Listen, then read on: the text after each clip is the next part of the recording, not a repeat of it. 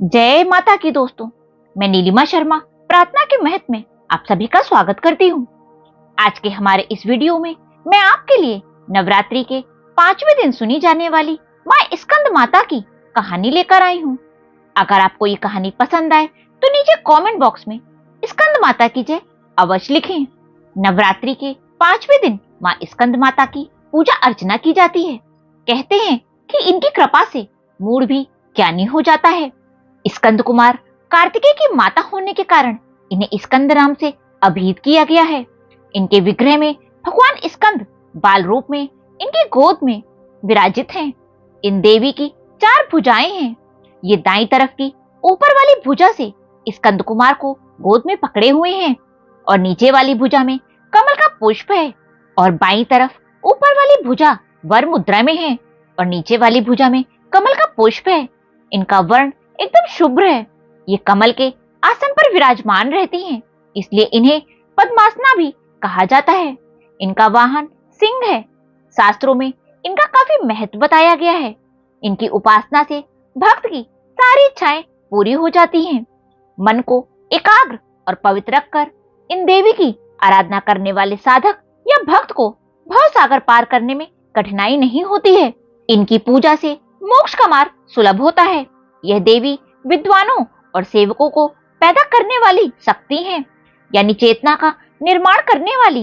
कहते हैं कालिदास द्वारा रचित रघुवंश महाकाव्य और मेघदूत रचनाएं स्कंद माता की कृपा से ही संभव हुई। अब सुनिए स्कंद माता की कहानी। पौराणिक कथाओं के अनुसार असुर तारकासुर कठोर तपस्या कर रहा था। तारकासुर की तपस्या से भगवान ब्रह्मा प्रसन्न हो गए। उन्होंने तारकासुर से वरदान मांगने को कहा तो तारकासुर ने वरदान में अमर होने की इच्छा रखी। यह सुनकर भगवान ब्रह्मा ने उसे बताया कि इस धरती पर जिसने जन्म लिया है उसकी मृत्यु निश्चित है, कोई भी अमर नहीं हो सकता। यह सब सुनकर तारकासुर निराश हो गया। उसके बाद उसने ब्रह्मा जी से यह वरदान मांगा कि भगवान शिव का पुत्र ही मेरा वध कर सके। तारकासुर ने सोचा कि भगवान शिव कभी भी विवाह नहीं करेंगे और ना ही कोई उनका पुत्र होगा। तारकासुर ये वरदान प्राप्त करने के बाद लोगों पर अत्याचार करने लगा तो तंग आकर सभी देवता भगवान शिव से मदद मांगने गए। तारकासुर का वध करने के लिए भगवान शिव ने माता पार्वती से विवाह किया। विवाह करने के बाद भगवान शिव और माता पार्वती का पुत्र कार्तिकेय हुआ। जब कार्तिकेय बड़ा हुआ तब माता पार्वती ने अपने पुत्र भगवान स्कंद को युद्ध के लिए प्रशिक्षित करने के लिए स्कंद माता का रूप लिया और उन्होंने भगवान स्कंद को युद्ध के लिए प्रशिक्षित किया। स्कंद माता से युद्ध का प्रशिक्षण लेने के बाद भगवान स्कंद ने तारकासुर का वध किया। भगवान कार्तिकेय को देवताओं का कुमार सेनापति भी कहा जाता है। कार्तिकेय को पुराणों में सनत कुमार व स्कंद कुमार आदि नामों से भी जाना जाता है। माँ अपने इस रूप में सिर पर सवार होकर अत्याचारी दानवों का संहार करती हैं। पर्वतराज की बेटी होने के कारण इन्हें पार्वती भी कहते हैं। भगवान शिव की पत्नी होने के कारण इनका नाम महेश्वरी भी है। इनके गौर वर्ण के कारण इन्हें गौरी भी कहा जाता है। इन माता को अपने पुत्र से अत्यधिक प्रेम है, इसलिए इन्हें स्कंद माता कहा जाता है। मान्यता है कि स्कंद माता की कथा पढ़ने या सुनने वाले भक्तों को माँ संतान सुख और सुख समृद्धि प्राप्त होने का वरदान देती हैं। माँ स्कंद माता की पूजा विधि। नवरात्रि के 5वें दिन सबसे पहले स्नान करें और स्वच्छ वस्त्र धारण करें। अब माँ की प्रतिमा के सामने पूजा का संकल्प लें।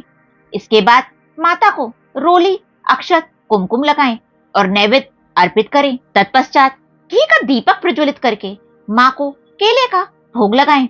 मान्यता है कि ऐसा करने से माँ निरोगी होने का आशीर्वाद देती हैं। माँ को पीली वस्तुएं अत्यंत प्रिय होती हैं, इसलिए भोग में केसर की खीर भी बनाएं। इसके बाद माँ के बीज मंत्र का 108 बार जाप करें।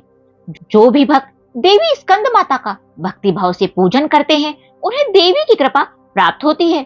देवी की कृपा से भक्त की मुराद पूरी होती है और घर में सुख समृद्धि एवं शांति रहती है। माँ स्कंद माता की पूजा करते समय कुमार कार्तिकेय की पूजा करना भी जरूरी माना जाता है, क्योंकि कुमार कार्तिकेय की पूजा किए बिना माता की पूजा पूरी नहीं मानी जाती।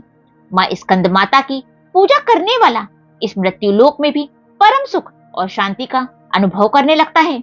जो भी दंपत्ति संतान सुख से वंचित हैं, उन्हें माता के इस स्वरूप का पूजन करना चाहिए। माँ स्कंद माता संतान प्राप्ति का वरदान देती हैं। जो कोई भी पूरे विधि विधान से उनकी पूजा करता है, उनकी मनोकामना अवश्य पूरी होती है। बोलो स्कंद माता की जय, बोलो देवी दुर्गा की जय।